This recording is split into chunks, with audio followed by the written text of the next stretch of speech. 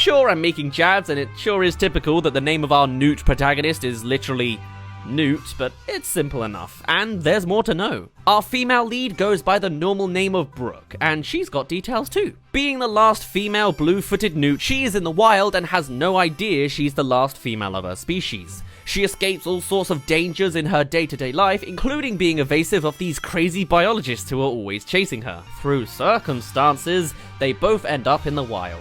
It's at this point the vast majority of concept art can really come into play, showing the colourful wilds and blooming potential cinematography. Suspiciously, there are examples of other blue-footed newts shown in places, so either that's somewhat of a spoiler that resolves the conflict, it's an error that they couldn't get over, or maybe it's just some flashback. I don't know.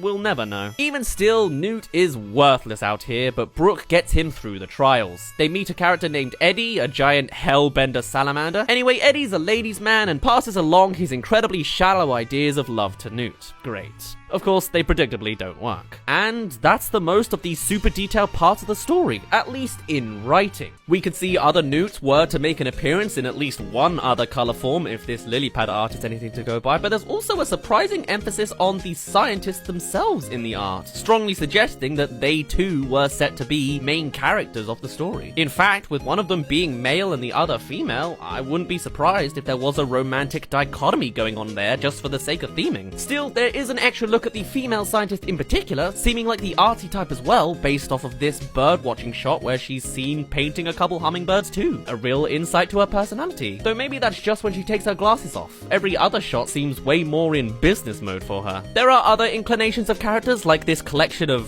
rats? Moles? Then we full on see our salamander, looking just about as I'd expect really. Sometimes underwater and sometimes not. Another we get is this creepy two-headed snake. Again, an experiment with a rare condition, or just a wild villain. There's also eggs with eyes, this bug-catching human, a shrimp, a tortoise, and this thing here, titled just as Monstro.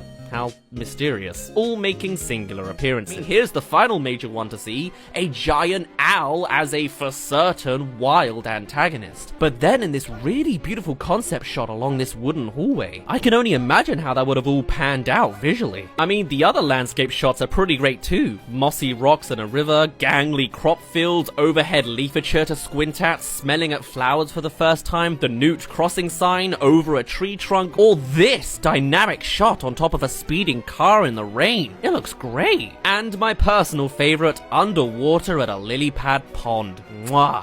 And more creatures and humans in a small collage image. How exactly it would all come together, we can only imagine.